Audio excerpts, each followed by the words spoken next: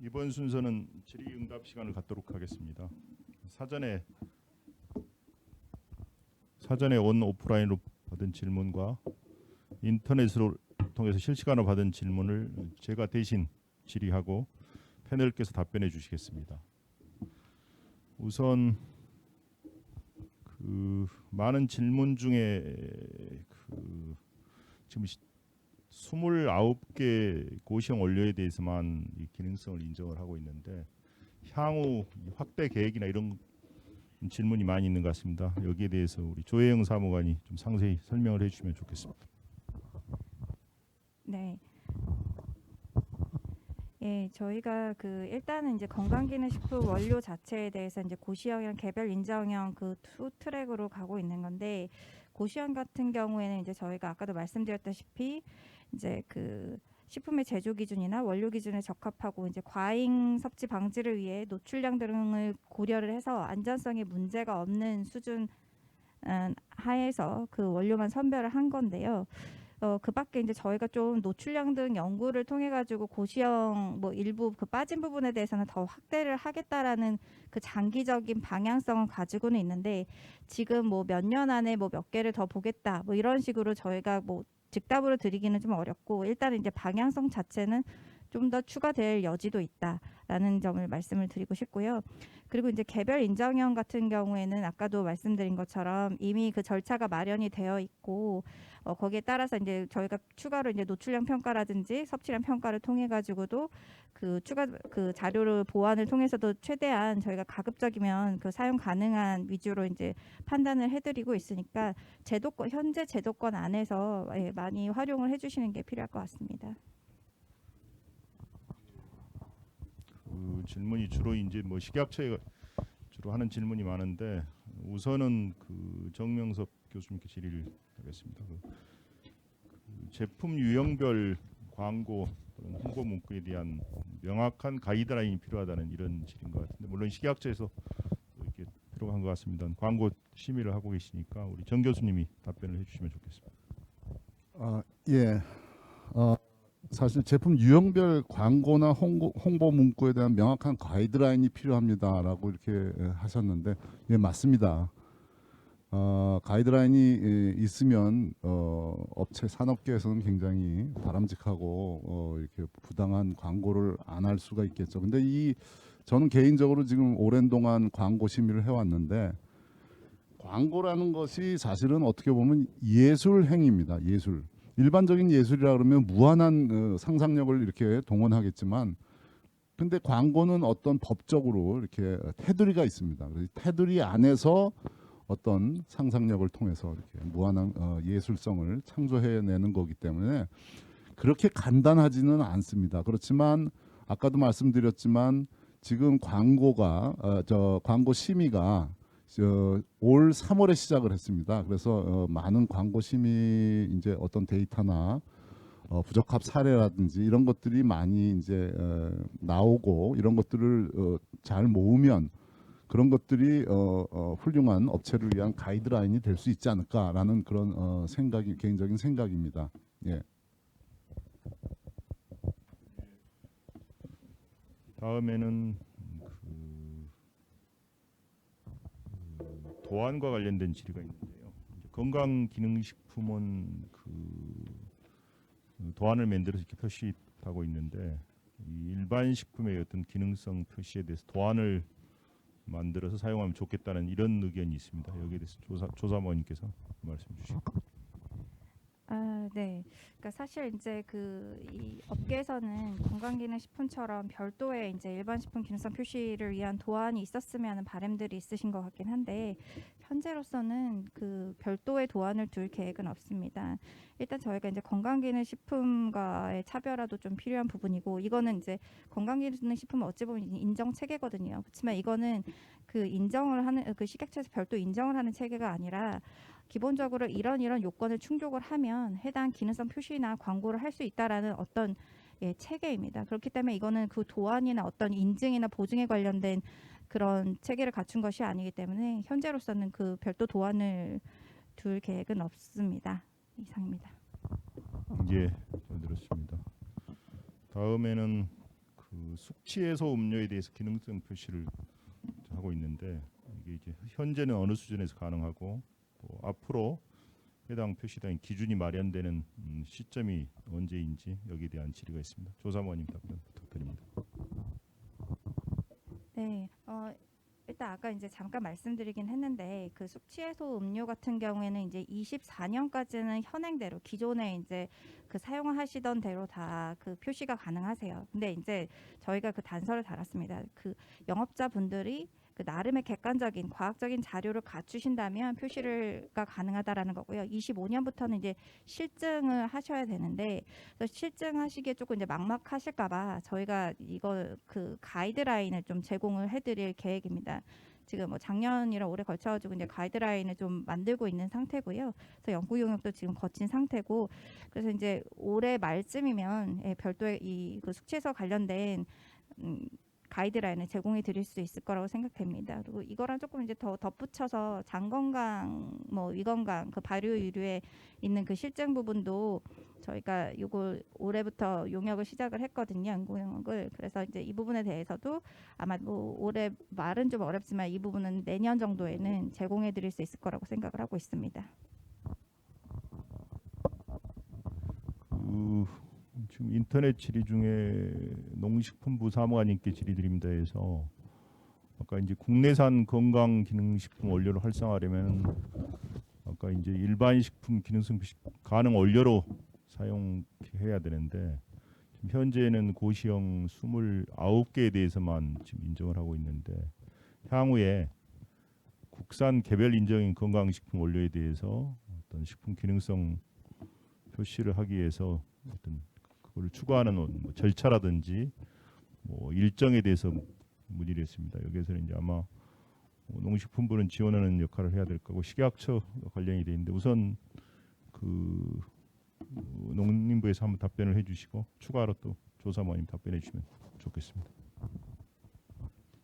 네. 지금 현재는 이 일반 식품의 기능성 표시 제도에 활용할 수 있는 원료가 고시형 원료 29개로 한정이 되어 있는데 하지만 이제 이게 차츰 이게 확대가 될 수 있다고 이 식약처에서 의견을 주신 걸로 알고 있고요. 그리고 개별 인정형 원료도 신청 절차를 거쳐서 식약처장의 승인을 받으면 이제 원료를 이제 쓸 수 있는 것으로 알고 있습니다. 뭐 이에 대한 부연 설명은 식약처 사무님께서 해주시면 좋을 것 같습니다. 네. 그 지금 말씀드린 게 이제 거의 다긴 한데 개별 인정형 원료 같은 경우에도 아까 제가 이제 발표할 때 말씀드린 그 절차도 기억나실 거예요. 여기 보면 이제 식약처장한테 이제 신청을 하게 되면 저희가 그게 식품 원료로 뭐 단순 추출물인지 아니면은 식품에 제한된 원료인지 여러 가지 것들 이제 그 식품 원료로서 사용 가능한지 여부를 종합적으로 검토를 하게 됩니다. 그래서 이제 그 결과 이제 지금 현재 한 36건 정도가 지금 신청이 들어왔는데 지금 사용 가능하다라고 나간 거 자체가 한 18건 중에서 한 13건 정도는 다 가능하다라고 나가 있는 상태예요. 한 두세 건 정도는 지금 노출량 평가가 들어가 있는 상태고요. 그래서 그런 식으로 지금 이게 그 한번 절차 들어오면 저희가 한 60일 정도가 이제 소요가 되고요. 노출량 평가 정도까지 가게 되면은 그 이상의 기간이 소요되긴 하지만 저희가 최대한 많이 그 빠른 시간에 이제 검토를 해서 지원을 해드리려고 노력은 하고 있습니다. 예, 감사합니다. 이거는 정 교수님께 아마 질문을 드려야 될 것 같은데 기능성 표시 일반 식품 심의 대상에 대해서 좀 이렇게 물었는데요. 기능성과 관련된 표시 광고에 대한 그 내용만 심의를 하는 건지 아니면 표시광고법에서 정하는 모든 표시 사항들도 심의 대상인지에 대해서 궁금하다는 이런 질문이 있습니다. 여기에 대해서 답변해 주시면 고맙겠습니다. 일반 식품의 이제 기능성 표시 광고 심의는 아까도 말씀드렸지만 이제 법에서 이제 사전 우리 심의를 받게 돼 있는 것이 세 가지가 있습니다. 특수용도 식품하고 현재 특수용도 식품으로 돼 있는 것하고 건강기능식품하고 그다음에 이제 일반 식품에서 기능성 표시를 한 것입니다.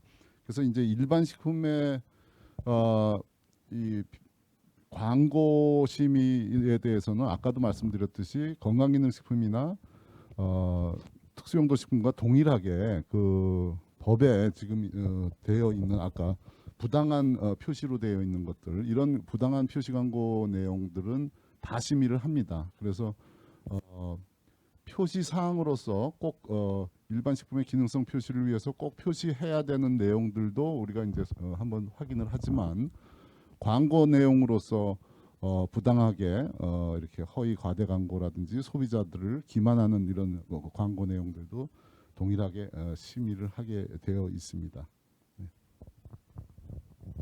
예, 감사합니다. 다음에 그 기능성 성분에 대한 함량 검사 시 식품에서 유래한 동일 성분과 구분하여 검증을 진행하는지 아니면은 최종 함량만 적합하면 괜찮은지에 대해서 이렇게 질문이 있습니다. 그럼 조혜영 사무관님 답변해 주시기 바랍니다. 네, 일단 이제 그 기능성 성분은 기본적으로 이제 제조 기준이랑 함량 기준을 준수를 하라는 취지입니다.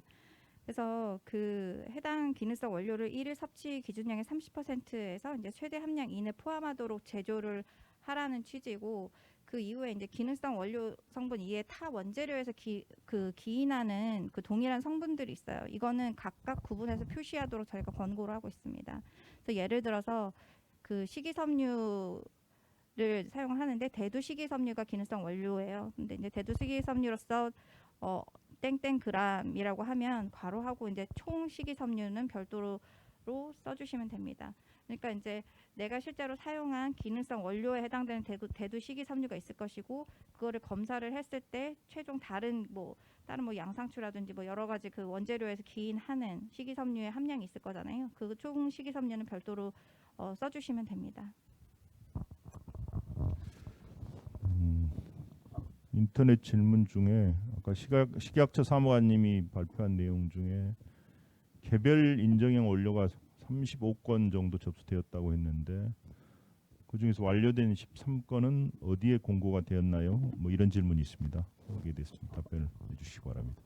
네, 일단 이거는 별도 공고를 해드리는 사항은 아닙니다. 개별 인정형 원료 같은 경우에는 그 특정 제조사에서 그리고 특정 수입업자라든지 그런 부분들이 본인들이 직접 신청을 하시는 부분이기 때문에 이거를 그 결과를 다 공고를 해서 저희가 그 누구나 볼 수 있게끔 안내를 해드리는 거는 아니거든요. 근데 그 지금 이제 별도로 또 이제 그 개별 인정형 원료 인정된 것들을 다 리스트업해서 좀 공개해 주셨으면 좋겠다라는 그런 의견들이 좀 있으신 것 같은데 이거는 제가 여기서 뭐 즉답으로 가능하다 안 하다라고 말씀드리는 것보다는 저도 돌아가서 이제 뭐 좀 내부적으로 좀 검토가 필요한 사항인 것 같고요. 일단은 이거를 지금 건건별로 그 결과를 다 누구나 볼 수 있게끔 해드리고 있지는 않습니다. 이거는 이제 개별 인정형이란 원료라는 거는 그 본인들이 직접 그 제조도 하고 그 어찌 보면 권리를 갖고 계신 분들이 따로 있으신 거잖아요. 그래서 그 부분에 대해서는 저희가 좀 돌아가서 이게 가능한지 여부에 대해서 좀 검토는 해보겠습니다.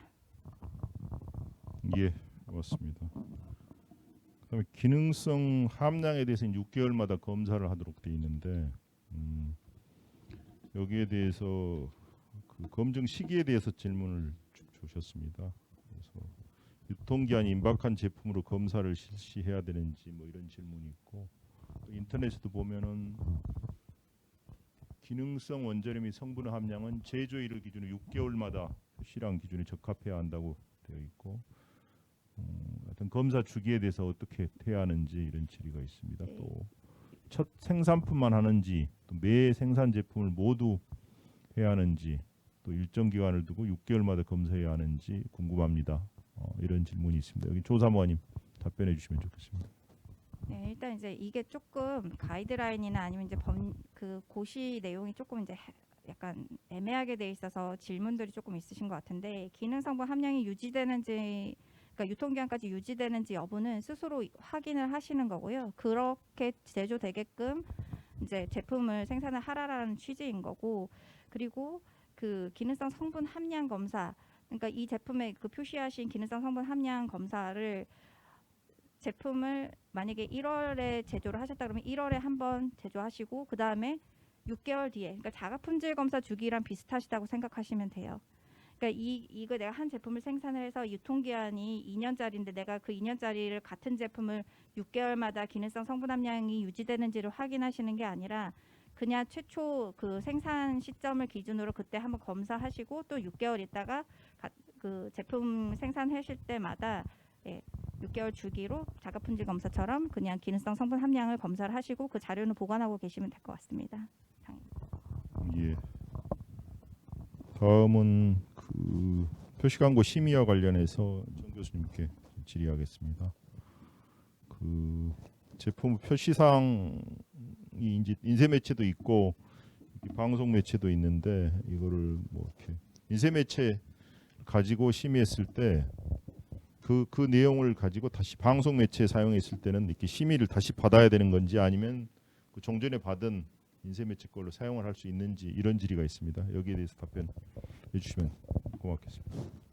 예, 이거는 이제 식품산업협회 그 표시광고 자율심의 운영 기준에 심의 신청에 보면 인쇄 매체와 방송 매체로 구분해서 각각 별도로 신청을 해야 합니다라고 이렇게 되어 있습니다. 다만 인쇄 매체 중에 한 가지 매체로 심의받은 내용과 동일하게 다른 인쇄 매체에 광고하는 경우에는 추가 심의를 받지 않아도 되고 방송 매체도 동일하게 이렇게 적용이 됩니다. 동일한 내용인 경우에는 따로 받을 필요는 없다고 봅니다.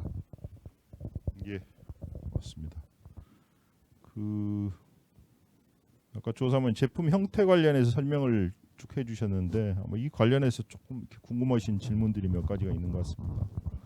뭐 여기 질문 주신 것 중에는 스틱 형태의 분말차 제품도 제한이 되는 건지요? 뭐 이런 질문이 있는데 뭐 이걸 포함해서 전체 그 제품 형태에 대해서 가능한 것도 가능하지 않는 거를 조금 더 상세히 한 번 더 설명해 주시면 좋겠습니다. 네. 일단은 아까 말씀드린 것처럼 이제 과리 분말 형태로 되어 있는데 이제 질의하신 분은 이제 분말차라면 이제 물에 타서 섭취하시는 형태가 될 거잖아요. 그런 경우에는 해당되지 않습니다. 그러니까 1회 분량의 스틱 포 형태로 섭취돼서 그 자체로 섭취하시는 거. 그러니까 예를 들면 이제 뭐 요즘에 단백질 쉐이크 같은 거 이제 분말 형태로 되는 거 많이 있잖아요. 다회용으로 이제 떠서 먹게 된다든지 이런 것들도 해당되지 않고요. 그러니까 단순히 분말이나 과립 형태 자체를 제한하려고 하는 것도 아니고 그게 이제 담겨져 있는 스틱포 형태여야지만 되는 건데 스틱포에 담겨져 있다고 해도 컵스프나 이제 분말차, 뭐 분말 커피 같이 물에 타서 드시는 형태, 그리고 별도로 조리를 해서 이제 뭐 짜장이라든지 분말 카레 뭐 이런 형태로 조리해서 같이 섭취를 하는 형태라면 이건 해당되지가 않습니다. 그리고 이제 그 차장님께서 말씀하신 것처럼 조금 더 추가로 이제 설명을 드리자면 또 이제 이 스틱포에 그러면 그 환 형태로 제작을 해서 집어 넣은 것도 이건 제한 대상이냐라고 물으시는 경우들이 있어요. 그래서 그렇지는 않습니다. 이거는 이제 과립이나 분말 형태로 또 그러니까 조건이 다 맞아야 돼요. 과립 분말이면서 스틱포에 담는 경우. 그렇게 생각하시면 쉬울 것 같고 환 자체는 과립이나 분말보다는 더 이렇게 큰 형태라서 그것까지 제한하려고 하지는 않습니다. 그리고 이제 앰플형 같은 경우에도 앰플 모양이 어떻게 되냐 막 이런 것도 질문들 좀 주시는데 저희가 이거를 그 사례별로 이거 된다 안 된다 이렇게 말씀드리진 않아요. 이것도 이제 결국에는 그 작은 단위에 그 한 번에 섭취를 할 때 그냥 그 건강기능식품이나 아니면 의약품에서 사용하는 그런 앰플형 용기 그 작은 형태의 뭐 유리병 형태든 뭐 플라스틱이든 그 소재가 중요한 건 아니고요. 그거 단숨에 이제 들키실 수 있는 그런 형태로 굉장히 작게 만든 그런 형태라면 좀 제한이 될 수도 있겠다라는 걸로 취지를 이해를 하시면 좋을 것 같습니다. 네, 이 정도면 될 것 같습니다. 예, 답변 감사드립니다. 아마 그 제품 형태를 그 제한하는 거는 아까 우리 조사원이 설명드린 건강기능식품과 일반식품의 기능성 표시, 속칭 기능성 표시식품과 어떤 차별화 뭐 이것 때문에 좀 제한을 하는 것 같습니다. 그래서 그런 부분 그 취지에 맞게 아마 저희 그 제품을 생산하면 될 것 같고요. 그 다음에 아까 숙취해소 음료도 그랬지만은 장 건강, 이 건강 관련해서도 아마 유예 기간이 24년 12월까지로 되어 있는데 그 25년부터는 기능성 표식품을 사용 가능한지 이런 질의가 있습니다. 여기에 대해서 조사모님 답변 주시기 바랍니다.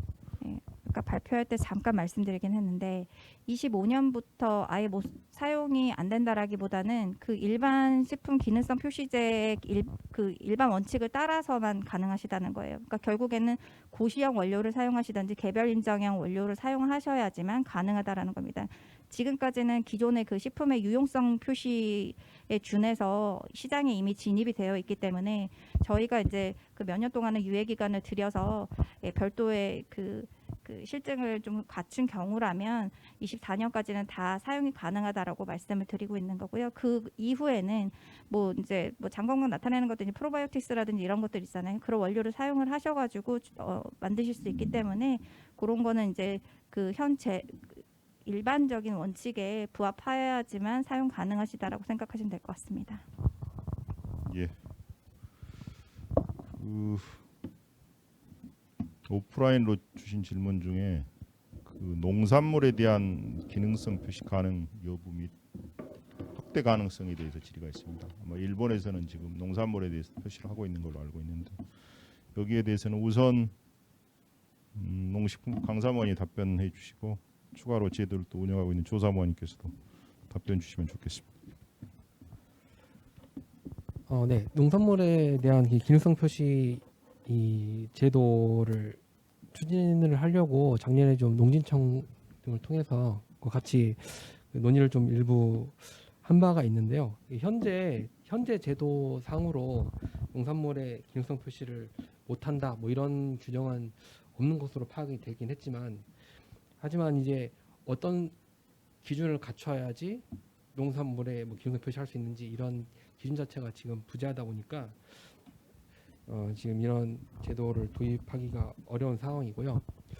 사실 조금 생각해 보자면 이제 농산물 같은 경우에 뭐 어떤 품종에 대해서 뭐 지역이라든지 뭐 작황 현황이라든지 어떤 뭐 시기라든지 따라서 이 표준화가 되는 게 좀 쉽지는 않을 수 있겠다라는 생각을 하고 있고 뭐 추후 이 지금 또 농진청에서 이 관련된 그 연구 용역을 좀 진행을 하고 있는 것으로 알고 있는데 아직 결과가 나오지 않은 것으로 알고 있고 뭐 추후에 계속 이 농산물에 대해서도 뭐 일본과 유사하게 뭐 제도가 시행될 수 있는 방향을 계속 검토를 해보도록 하겠습니다.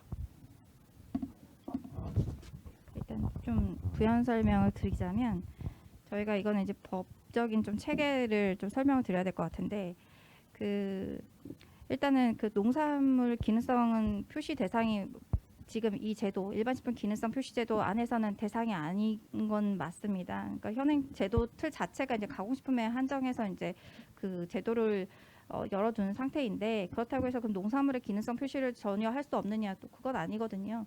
그러니까 이제 그 법적으로 보면 저희가 이제 부당 표시 광고에 관한 그 기준을 두고 있는데 거기서 그 질병 예방 치료 효과라든지 건강기능식품과의 오인 혼동 가능성이 있는 표시에서는 다 자연산물은 제외가 됐습니다.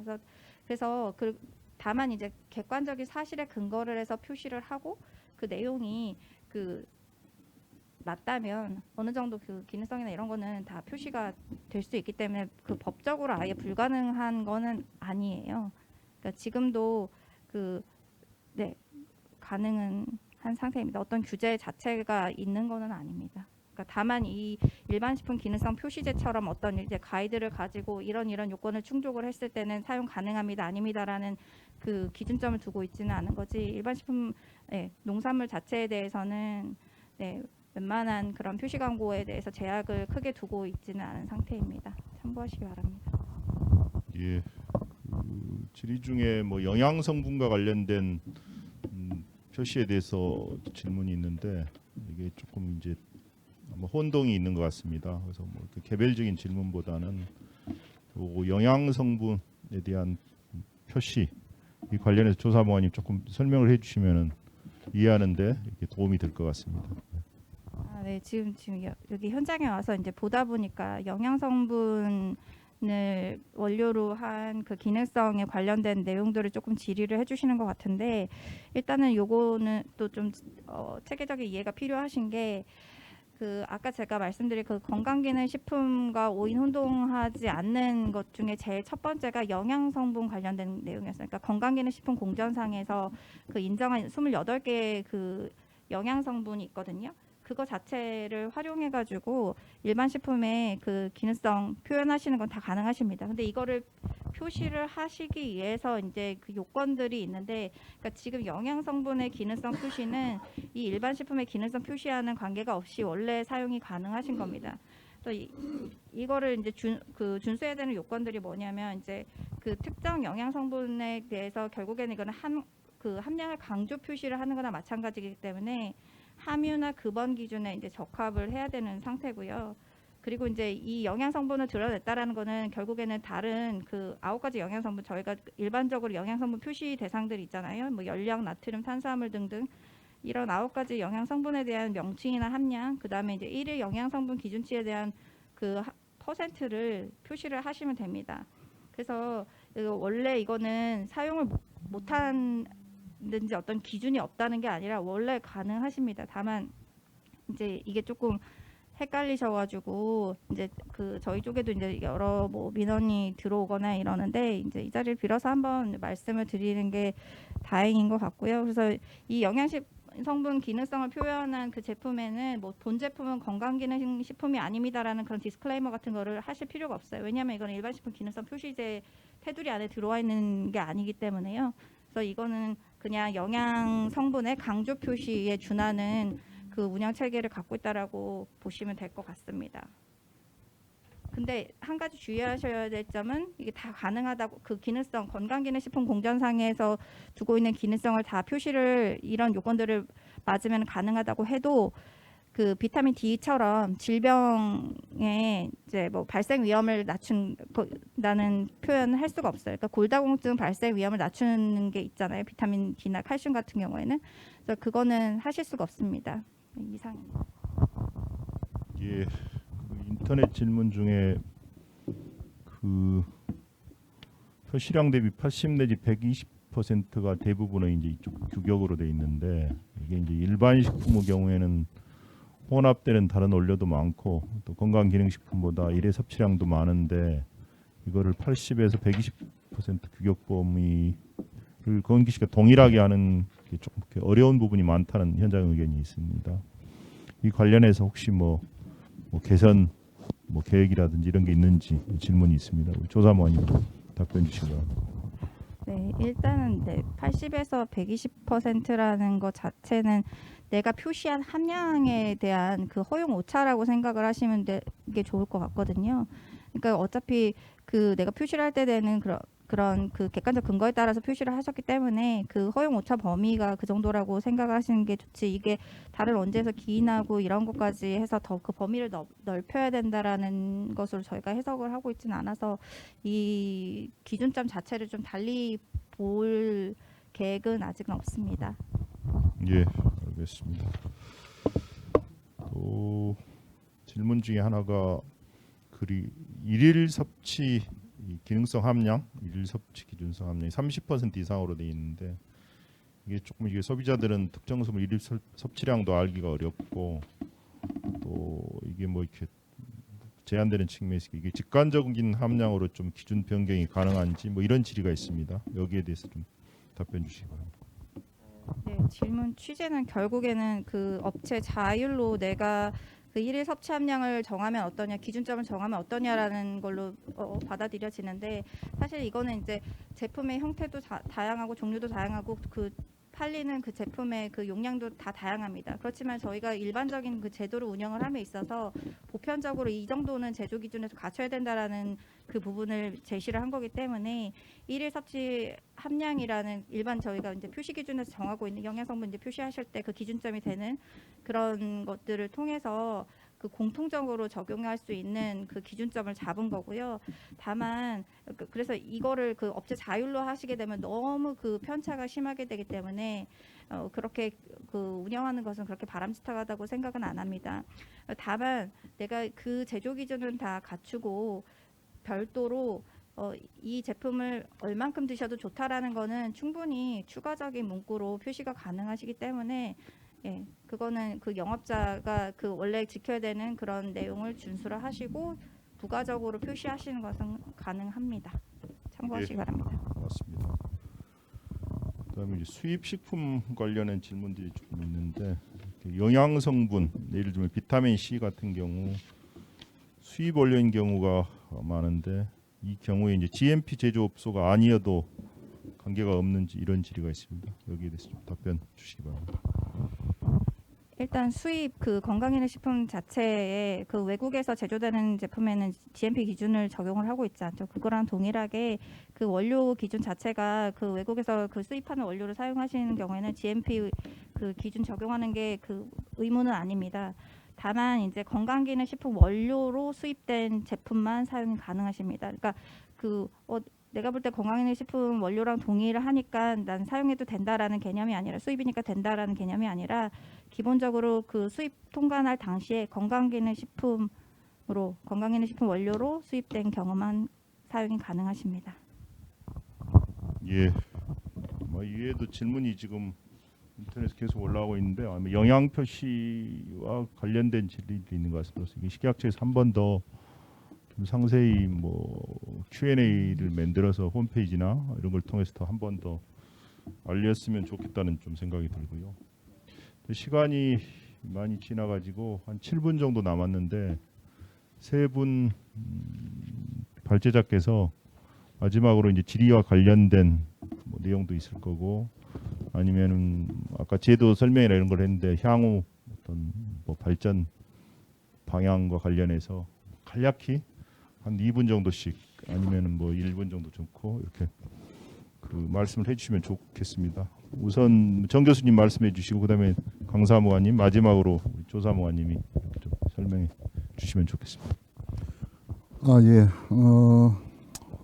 마지막으로 말씀드릴 것은 사실은 일반 식품의 기능성 원료를 사용해서 그 표시 광고를 한다는 것이 사실 기존의 건강기능식품하고 많은 마찰을 이렇게 일으키고 좀 여러 가지 문제가 많이 있었지만 일단 시행이 되고 있습니다. 시행되고 난 경우에는 우리가 지금 시행한 지 이제 얼마 되지도 않았고 1년도 안 됐고 저희 광고 심의도 한 지가 지금 3월부터 지금 그러니까 한 5개월 정도 이렇게 됐습니다. 그러니까 앞으로 식품산업협회에서는 광고 심의 내용에 대한 이런 것들을 잘 이렇게 수집을 하고 축적을 해놔서 업계에서 가장 빈번하게 그 발생되는 그런 부적합 사례라든지 이런 것들을 이렇게 정기적으로 이렇게 홈페이지나 이런 데 올려서 업체에 적극적으로 이렇게 홍보하는 그러한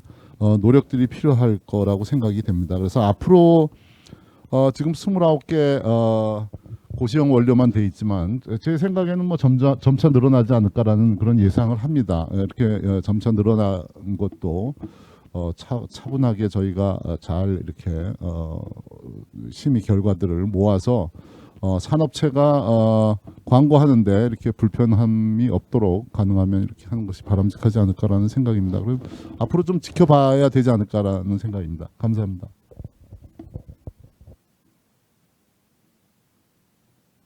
네, 저희 농식품부에서는 이 기능성 표시 식품에 대해서 이제 지원 정책들을 가지고는 있는데 저희 농식품부가 가지고 있는 어떤 근본적인 어떤 한계 같은 게 좀 있을 수 있습니다. 뭐 국산 농산물이나 국산 원료를 사용해야 한다는 어떤 그런 전제 조건이 좀 필요하다 보니까 실제 이 기업 입장에서 이 도움이 많이 될 수 있을지 좀 의문이 좀 들긴 하고요. 근데 다만 이제 제가 좀 바라는 것은 이제 업계 분들의 의견을 좀 많이 좀 들을 수 있는 어떤 자리가 좀 있었으면은 저희가 이제 지원해줄 수 있는 방안들에 대한 아이디어 같은 것들도 좀 같이 좀 생각을 해보고 실제로 정책에 좀 반영될 수 있도록 할 수 있는 그런 자리가 좀 마련됐으면 하는 바람이 있고요. 네, 뭐 앞으로도 계속 뭐 이 일반 식품 기능성 표시 제도가 활성화돼서 애초에 뭐 저희가 가장 크게 생각하고 있었던 그런 식품산업 발전했던 견인할 수 있는 하나의 새로운 계기가 될 수 있도록 농식품부가 잘 지원을 할 수 있도록 하겠습니다. 네, 감사합니다. 네, 식약처에서도 이제 그 농식품부에서 이제 그 산업 진흥을 위해서 이제 노력하고 있으신 부분만큼 저희도 이제 가이드라든지 교육 홍보 등을 통해서 제도가 이제 활성화될 수 있는 그 방안을 좀 더 모색을 해볼 계획이고요. 그리고 저희가 이제 이 제도 자체가 이제 조금 그 영업자 분들에게 어렵게 느껴지실 수도 있기 때문에 더 그 저희가 이제 홈페이지라든지 이런 데 통해서 가이드라든지 이런 것들 더 개발을 해서 제공을 해드리겠습니다. 그리고 이 제도가 이제 초기인 만큼 그 업계에서 제품 출시하는 그런 제품들이 그 시장의 동향 같은 것들 저희도 이제 더 많이 좀 동향도 파악을 해야 될 것 같고 그 이후에 지켜보면서 저희가 더 활성화할 수 있는 뭐 다른 나라에서 더 도입은 하고 있지만 저희는 아직 거기까지는 미치지 못한 부분들이 있다면 그런 것들 다 종합적으로 검토해서 더 발전 방향을 모색하겠습니다. 감사합니다. 예, 세 분 기자님 감사드리고요. 오늘 이제 식약처 농식품부 두 분 사무관님이 나오셔가지고 그 제도에 대한 설명 또 지원 정책 이런 걸 설명해 주셨습니다. 여러분도 잘 들으셨겠지만은 이 일반 식품 기능성 표시 제도 도입을 해서 뭐 해커톤 회의도 했고 또 관련 전문가 소비자 단체 또 식품 산업계에 계신 분들이 많이 논의를 해서 시작한 지가 이제 한 뭐 7개월, 8개월째 돼가는 것 같습니다. 아까 들어보니까 77개 품목에 대해서 일단 뭐 인정을 받고 이게 출시를 한 걸로 알고 있는데 아직까지 소비자들이 잘 이렇게 뭐 현장에 잘 모르고 있는 것 같은데 조금 더 홍보도 필요한 것 같고 그 다음에 이게 우리나라는 이제 건강기능식품 제도라는 게 있어가지고 이 두 제도 간의 차이가 뭔지 조금 일반 국민 소비자들은 조금 혼동스러울 수도 있습니다. 그래서 이거에 대해서도 식약처 농식품과 잘 협업을 해서 뭐 좀 더 두 제도가 발전되게끔 좀 보완 개선 방향을 만들었으면 좋겠다는 생각이 들고요. 그래서 식약처에서도 이 관련해서 아마 추가 연구 작업도 진행 중인 걸로 알고 있는데 아까 보시다시피 이게 이제 법적 근거가 조금 시행령 뭐 고시 이런 걸로 운영하다 보니까 혹시 법률의 근거가 필요한 건지도 더 면밀히 검토가 필요할 것 같고 또 과학적인 어떤 검증 체계 마련 뭐 결국 소비자의 신뢰가 있어야지 뭐 일반 식품 기능성 표시가 더 발전할 것 같습니다. 그래서 그런 부분에 대한 추가적인 검토도 필요한 것 같고 그다음에 아까 농식품부에서 여러 가지 뭐 소재 개발 그다음에 더 나아가서 뭐 국내 시장이라는 게 사실 굉장히 많이 포화된 상태이기 때문에 결국 글로벌 진출 되지 않으면 우리 식품 산업이 발전하기 그렇게 쉽지 않은 것 같습니다. 그래서 그런 부분에 대해서도 양 부처가 더 협업을 해서 식품 산업이 더욱 발전하고 또 소비자들의 어떤 선택 범위도 확대할 수 있도록 노력해 주시기를 당부 말씀을 드리고요. 그다음에 오늘 질의를 보니까 좀 세세한 내용들에 대한 질의가 많은 것 같은데 아까도 말씀드렸습니다만 식약처나 또 식품산업협회가 주관이 돼서 이런 설명회를 주기적으로 이렇게 하면은 현장에 계신 분들이 일하는데 도움이 될 거라는 그런 생각을 합니다. 2시간 동안 오늘 발표해 주신 세 분 발짝 감사드리고 또 시청해 주신 모든 분들께 감사 말씀을 드립니다. 이상으로 세미나를 마치도록 하겠습니다. 감사합니다.